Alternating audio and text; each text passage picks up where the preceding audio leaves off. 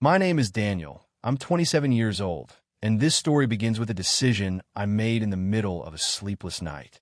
I had been staring at the ceiling of my small apartment in Kiev, weighed down by the monotony of work, deadlines, and the feeling that every day was a copy of the one before it. I couldn't remember the last time I laughed sincerely or when I last felt free. That night, without much thought, I opened a cheap airline website, typed anywhere, and saw a flight to Portugal pop up. Coastal town, quiet beaches, warm evenings. It sounded like everything I craved. Within minutes, I bought the ticket. I didn't even check the hotel properly. I just clicked on the first option that promised a bed, a shower, and a window facing the ocean. 2 days later, I was there. The salty air wrapped around me the moment I stepped out of the taxi, and I felt like I had already escaped my old life. The hotel wasn't anything special. White walls, tiled floors, a faint smell of cleaning chemicals, but I didn't care. All I wanted was silence. Dragging my suitcase, I climbed to the second floor. My body ached from the trip, my head heavy from lack of sleep. I slid the key card into the lock, pushed the door open, and stepped inside. At first glance, it looked normal. A bed, curtains swaying gently from the open balcony door. But then I noticed something odd. A suitcase, clothes scattered across the chair, and the air smelled faintly of perfume. I frowned, assuming I'd entered the wrong room. My hand was already reaching for the handle to leave when the bathroom door opened. Steam rolled out, and a girl stepped into the room, wrapped in nothing but a towel.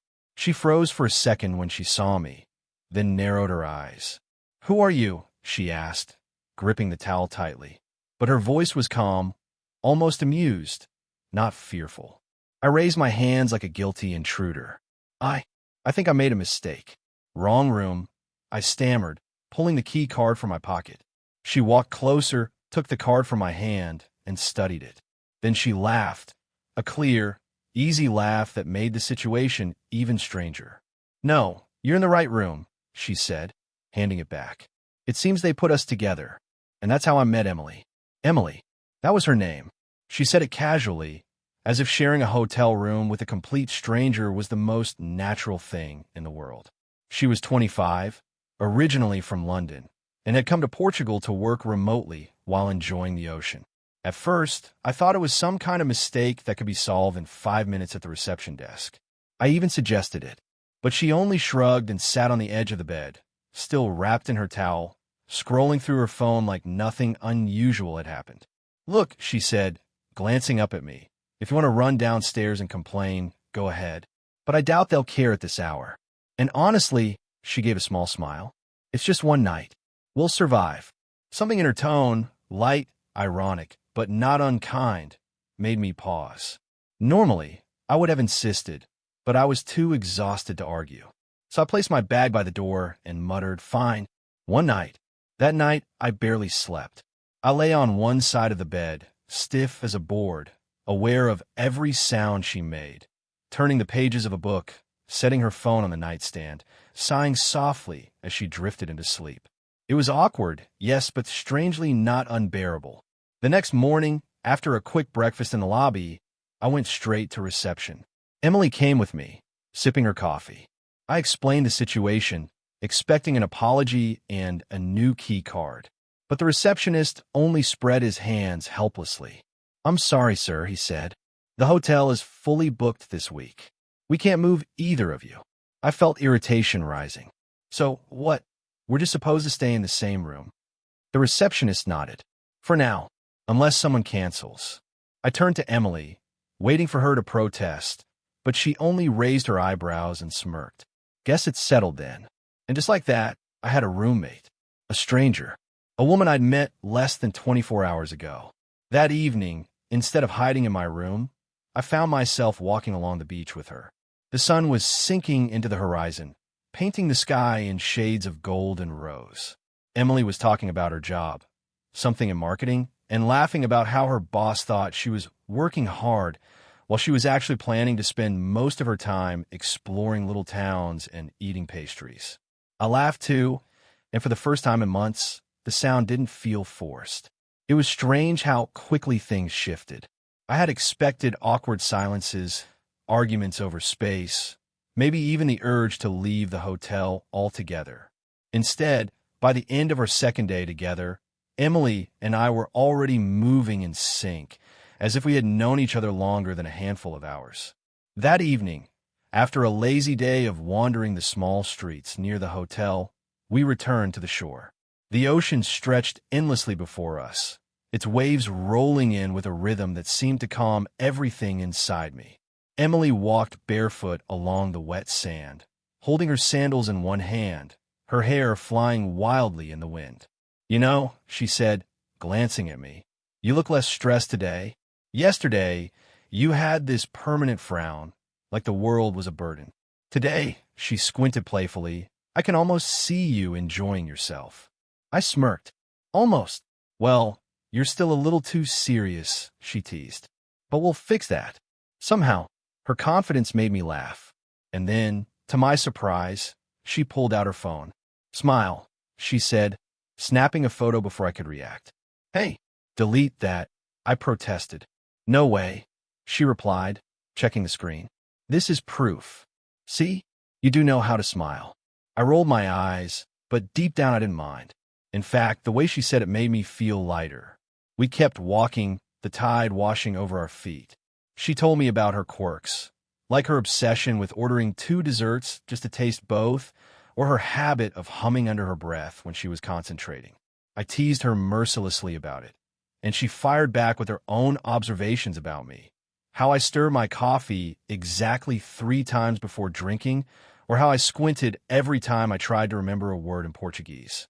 It felt easy, natural, like a rhythm I had been missing without even realizing it. When we finally sat down on the sand, watching the last light fade, neither of us spoke for a while. The silence wasn't heavy. It was comfortable, like the ocean itself was filling in the gaps between us. And for the first time since I'd left home, I realized I didn't want to be anywhere else. The days that followed unfolded like chapters of a book I didn't want to end. Emily had a way of pulling me out of my comfort zone without making it feel forced. She rented a small scooter, and suddenly the world around us became wider, brighter, more alive. We drove through winding coastal roads, passing sleepy villages where old men sat outside cafes, watching the world go by. The air smelled of salt and grilled fish, and every turn revealed another postcard-perfect view. Cliffs dropping into endless blue, whitewashed houses with red roofs, narrow alleys filled with flowers. One afternoon, Emily convinced me to take a detour into the hills. "It'll be fun," she promised, pointing at a tiny road that snaked away from the main path. "Come on, Daniel, live a little." I grumbled but followed. The road twisted higher and higher until the ocean was just a glittering line in the distance. Eventually, the road turned into a rocky path, and before long, we had no idea where we were. Emily laughed the entire time, even as we argued about directions. "You said left." I snapped. "No, I said slight left," she corrected, grinning. "There's no such thing as a slight left." We must have wandered for 2 hours before admitting we were properly lost. But then the sun began to set, and suddenly it didn't matter anymore. We stopped at a ridge where the sky spilled into gold and purple, the hills rolling endlessly around us. We sat on the rocks, breathless from laughter and the climb.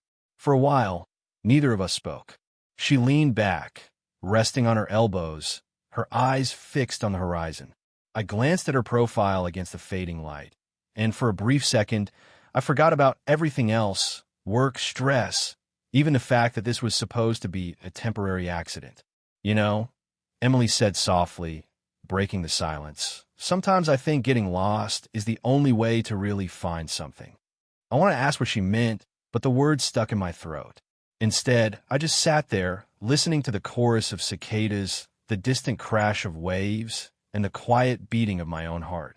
It was, without a doubt, the best evening of my life.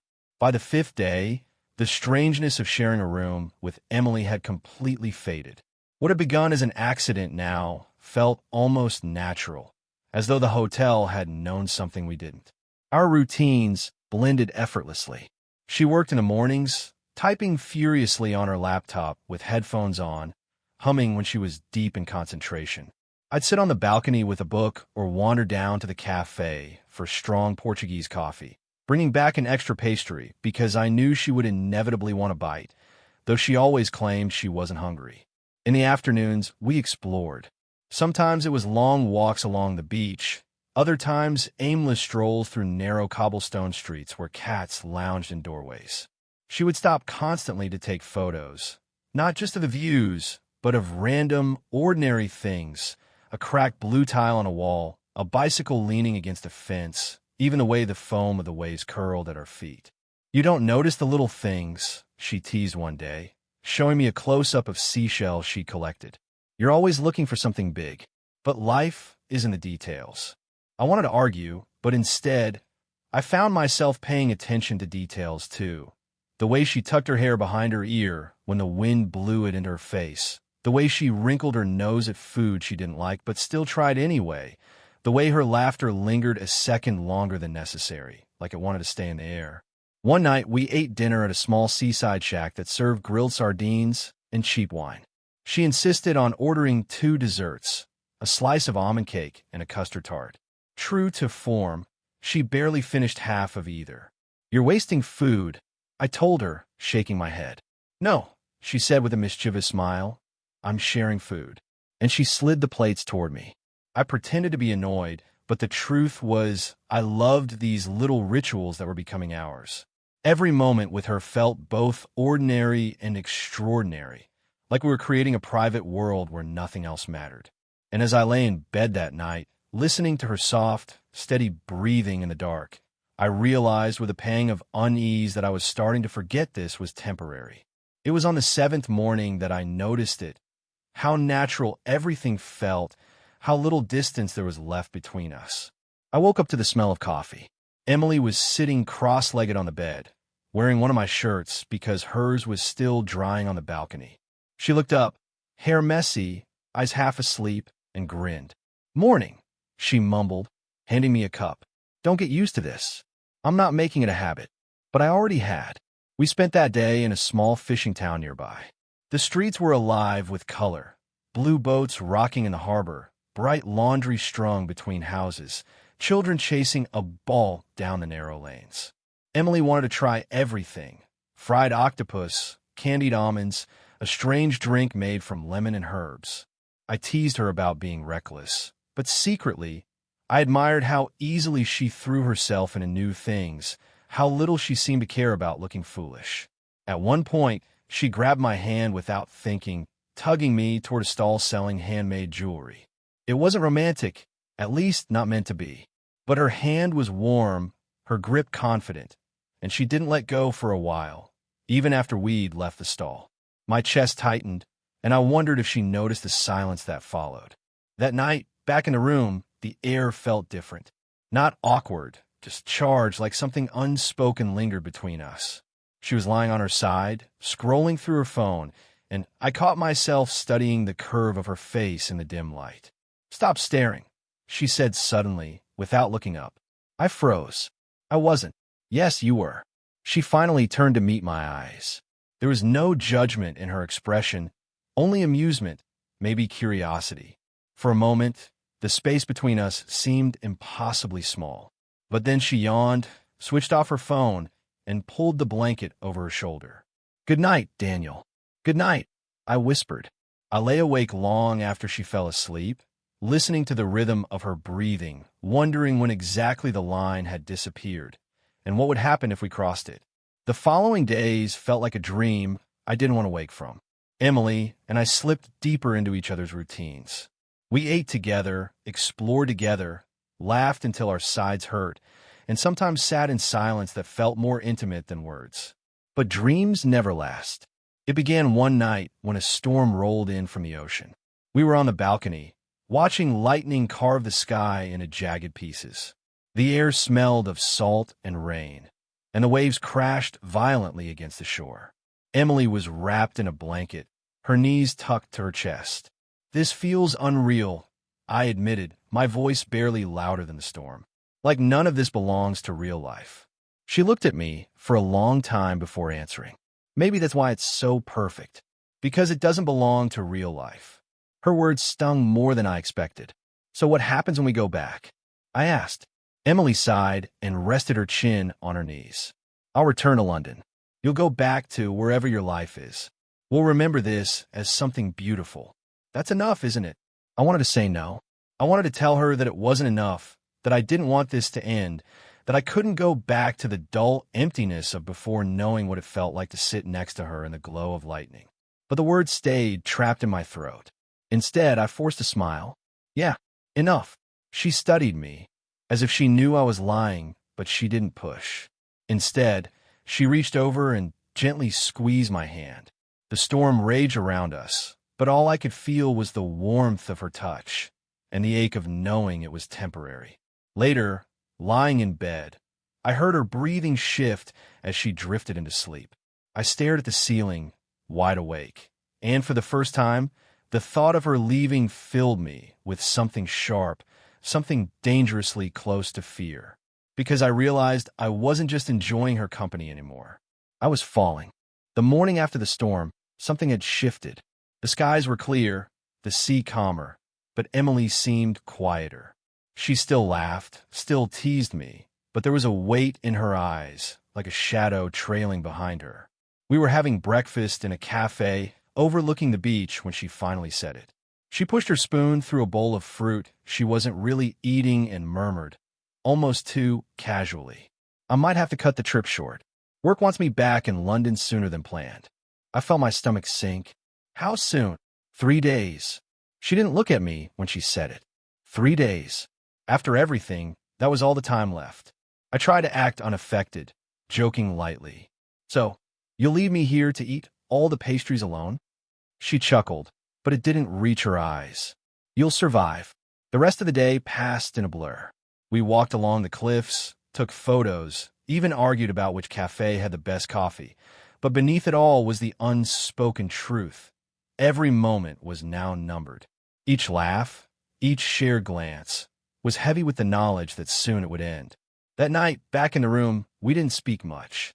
Emily was curled up on her side of the bed, scrolling through her phone, and I lay awake staring at the ceiling. I wanted to tell her everything, that I didn't want her to go, that these days with her had changed me, that the thought of returning to my old life without her made my chest ache. But instead, I whispered, almost to myself, 3 days isn't enough. I didn't think she heard me, but after a long silence, she turned off her phone and said softly in the dark, "It never is." And then there was only the sound of the waves crashing against the shore outside, carrying us into uneasy sleep. The last 3 days slipped through my fingers like sand.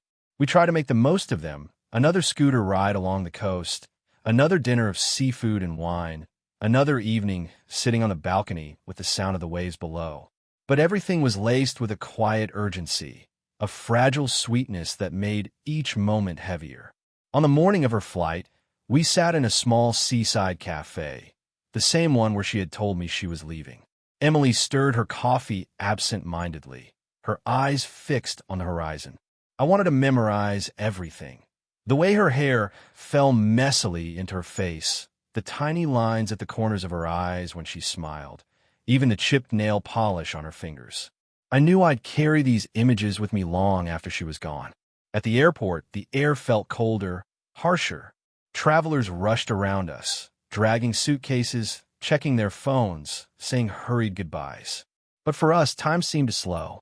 We stood there, just beyond the security gate, suspended in a moment I didn't want to end. "So," she said softly, tucking a strand of hair behind her ear, "this is it." I swallowed hard. My throat was dry, my heart hammering against my ribs. I wanted to beg her to stay, to tell her we could figure something out, that this didn't have to be just a memory. But when I opened my mouth, nothing came out. The words felt too fragile, too heavy all at once. She must have seen it in my face because she smiled, gentle, bittersweet. "Don't look so sad. You know what I think? The best stories are short. That's why they stay with us. They never get the chance to turn ordinary." And before I could respond, she stepped forward and wrapped her arms around me. I held her tight, inhaling the faint trace of her perfume, the warmth of her body against mine. I wanted to freeze the world, to stay in that embrace forever. But then she pulled away, and with one last smile, she turned and walked through the gate. I stood there, watching her figure grow smaller, swallowed by the crowd. My chest ached with something I couldn't name. In my hand, she had left a small Polaroid photo, me standing by the ocean, smiling in a way I hadn't seen in years. On the back, in her handwriting, were the words, "So you remember that accidents are the best gifts life gives us." I held it like a lifeline, even as the glass doors closed behind her. The airport felt emptier after she left, though the noise of travelers continued around me. I sat on a bench, clutching the Polaroid she had given me, staring at the ocean in the photograph and at the memory it held. It was strange how a chance mistake, a wrong hotel room, could completely shift the rhythm of your life. In the days that followed, I wandered along the same beaches alone, visited the same cafes, and retraced the scooter routes we had taken. Everything was familiar, yet different. The world still moved, still existed in the same patterns, but I was changed. Emily had left a mark I couldn't ignore. I laughed at the small absurdities we shared, how she never finished her desserts, how I stirred my coffee 3 times before drinking. I remembered the nights under the stars, the way the storm had wrapped the hills in chaos and beauty, the quiet moments where nothing needed to be said. Her words echoed in my mind. The best stories are short. Perhaps she was right. The brevity made them precious. The impermanence made them unforgettable. I knew one thing for certain. Sometimes life's most profound moments come from accidents. A wrong door, a shared room, a fleeting smile, all of it had led to something I would carry with me forever. As I watched the sunset over the ocean, I held the Polaroid in my hand and smiled. Life would go on. Work, routines, responsibilities, they were waiting. But the memory of Emily and the way she had reminded me what it felt like to truly live would remain a gift I could open any time I needed it. And in that moment, I understood it wasn't about holding on. It was about remembering and letting the memory change you for the better.